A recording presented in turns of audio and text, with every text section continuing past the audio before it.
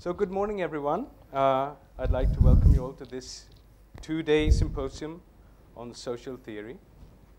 I would especially like to extend my warm welcome to our 10 invited speakers who have come from faraway places like Warwick, Linköping, Sydney, Singapore, and Sonipat, just to mention a few, and whose bright ideas we will have the privilege to hear over the coming days.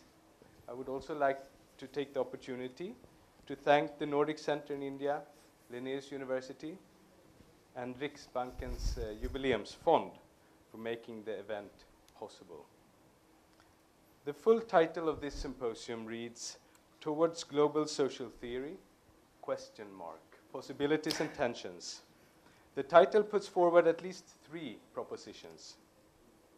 First, that social theory, as it is currently practiced, is not global at its source. Second, that we would find geographically and culturally more diverse social theory a positive outcome.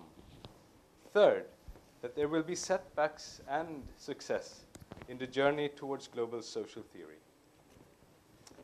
The background for making these propositions is briefly that social science scholars for some time have reflected on the historic dominance of Northern thought in social theory.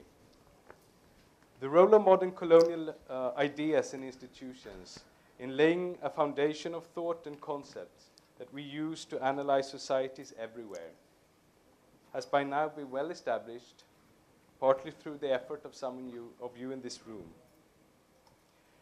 Now, questions about the premises behind the ways in which we conceptualize ourselves, our social worlds, and our being in the world are not marginal issues.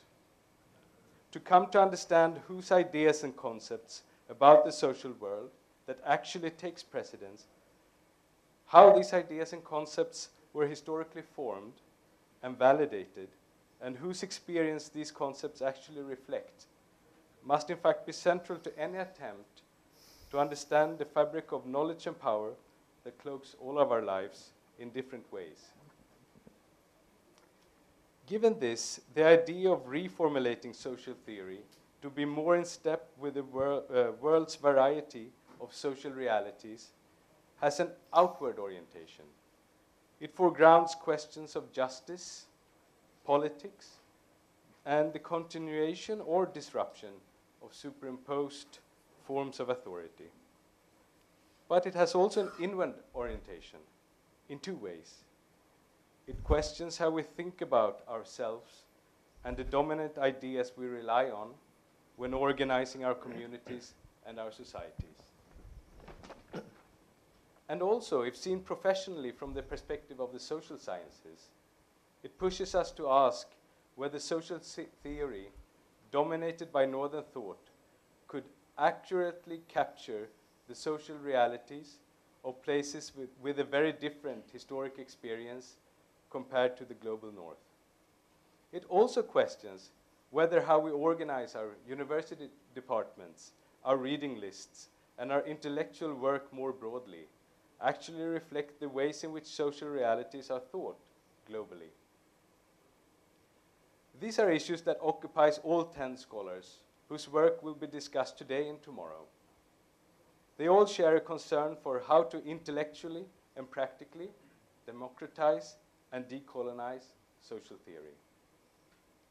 In their work, they address questions of how we are to move forward when practically reconstituting social theory, both in institutional and intellectual terms. How to challenge Northern dominance in social theory through dialogue between various theoretical traditions, including those of the North. How to circulate existing theoretical vocabularies so that traditional Northern approaches to the South may also be applied to the North. But our speakers also discuss how to de-romanticize indigenous concepts so that we avoid simply replacing Northern elite conceptions with Southern elite conceptions in our effort to analyze social worlds. Before concluding, I would like to say a few words regarding the format of the proceedings. The program is, as you can see, structured around a series of conversations. This format is born out of my experience that there is a lot of monologue and less of dialogue in academia. So today and tomorrow, we wish for informed discussions and less posturing, and given the group we have gathered, I have very high hopes.